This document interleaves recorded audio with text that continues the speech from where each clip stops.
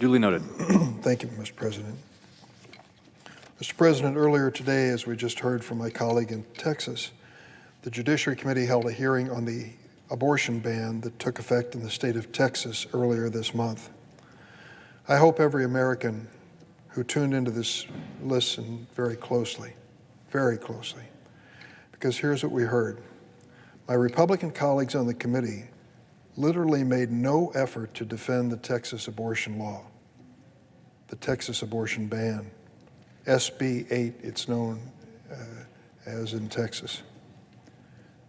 Not a single effort to defend it on its merits.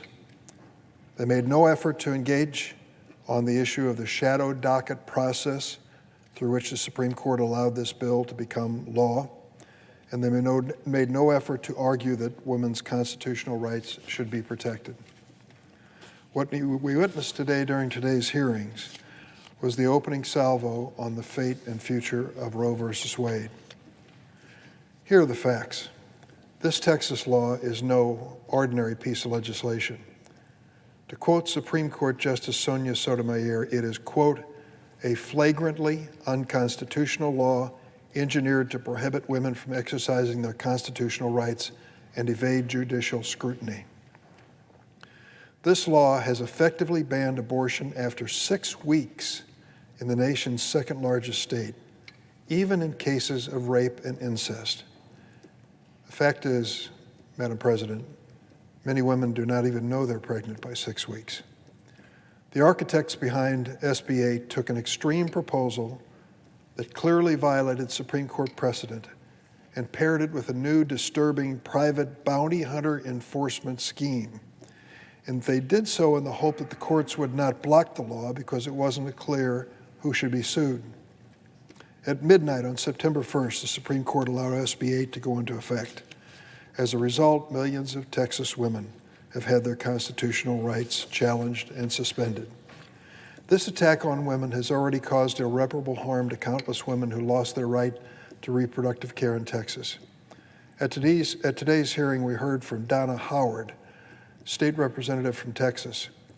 In her written testimony, she shared the story of a woman who was denied the health care she's entitled to under the federal Constitution.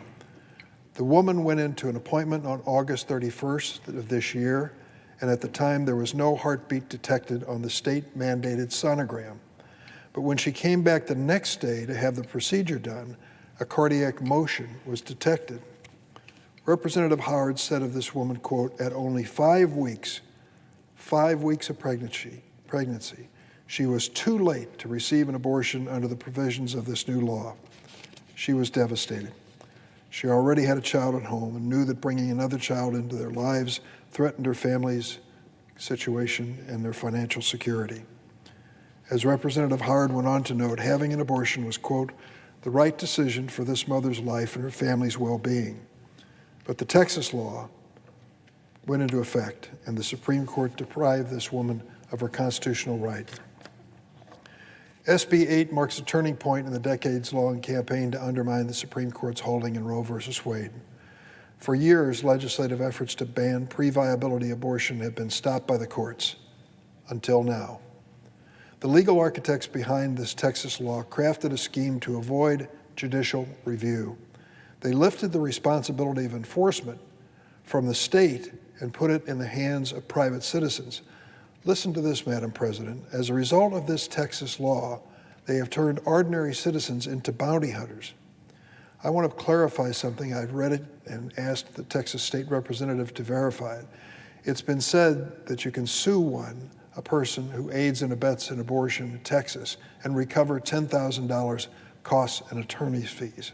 That's not what the law said. The law says you can recover not less than $10,000 costs and attorney's fees. Some of the first lawsuits have been filed already against doctors involved in these clinics, and they're seeking damages in the amount of $100,000 and more. You don't even have to live in Texas to claim this bounty. Consider Dr. Alan Braid, the first person to be sued under this new Texas law. Earlier this month, Dr. Braid, a practicing OBGYN in San Antonio, penned an op-ed in the Washington Post explaining why he's continuing to provide abortions despite the law. As someone who has worked in medicine since 1972, the year before Roe versus Wade, Dr. Braid remembers the time when women could not safely access abortion care. He believes he has, quote, a duty of care to his patients, and he refuses to sit back and watch us return to 1972, in the doctor's own words. Well, as I mentioned, he's already facing the legal consequences of this new Texas law. Who exactly is the bounty hunter that filed the first lawsuit against him? Oh, you might guess a fellow Texan, right? You're wrong. It's a disbarred lawyer who lives in Arkansas, a bounty hunter. $100,000 is what he thinks this law is going to give him. That lawsuit being filed against Dr. Braid illustrates how irregular this Texas law's bounty hunter enforcement model is. Anyone from any state can file a lawsuit against any physician, but when we include the categories of people who aid and abet the person receiving the abortion, the categories go wide afield, from the people who gave her advice, the folks who gave the transportation to the clinic, a minister who counseled her. All of these things make them eligible to be sued for a minimum of $10,000 now in Texas. There's a reason why the Texas legislators designed the law this way. They sensed an opportunity on the Supreme Court. They knew an emergency legal challenge to this Texas law had a good chance of coming all the way to the Supreme Court. And they knew the Supreme Court had shown a willingness to allow sweeping changes in the law to take place through orders made on the shadow docket, on a short timetable without detailed explanation. It was interesting to listen to the Republican senators go into orbit over the fact that we would raise questions about the shadow docket. It is a motions docket where the justices on the Supreme Court can decide an issue on a very short time frame without even explaining their position. That's exactly what happened with SB 8. When the law came before the Supreme Court, a majority of Supreme Court justices, late at night, allowed it to take effect. The next day, the court issued a one-paragraph opinion to explain it.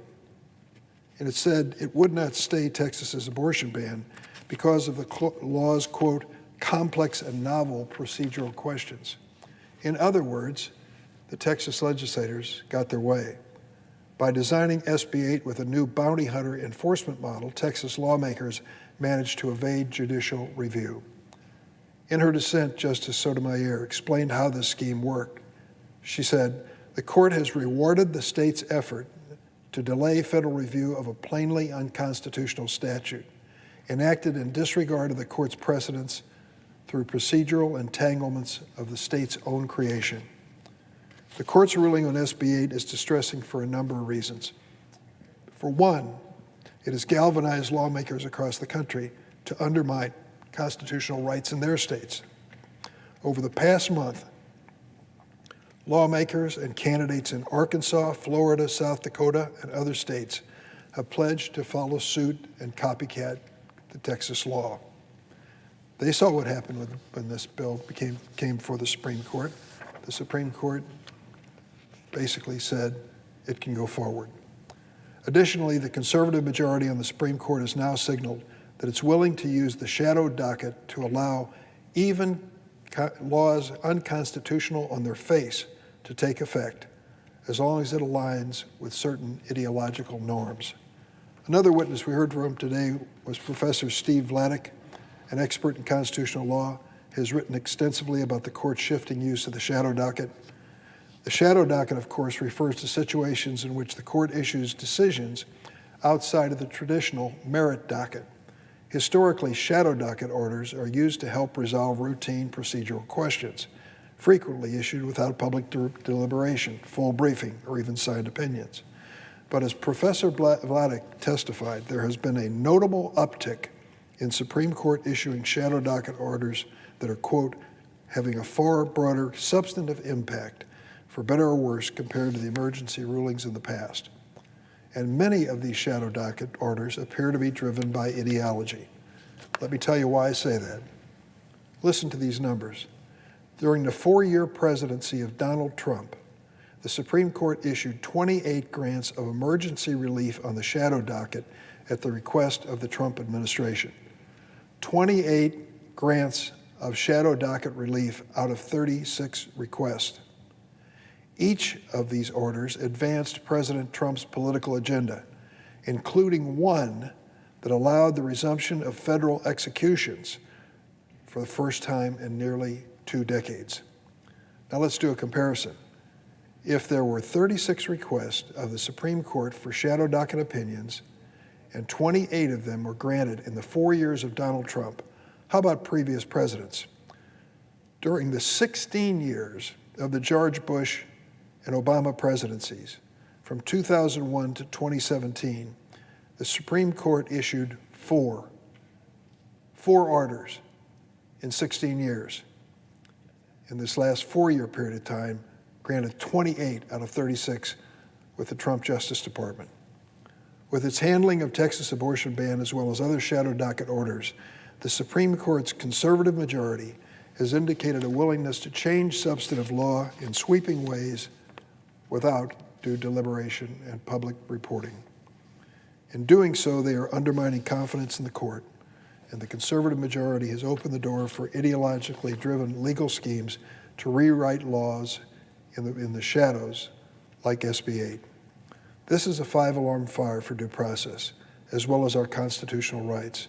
And as I expressed during today's hearing, I hope every member of the Senate, Democrat or Republican, will join together to protect and preserve independent, transparent, and reasoned judicial decision-making based on the rule of law.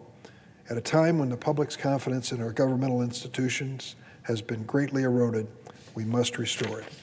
Madam President, I yield the floor.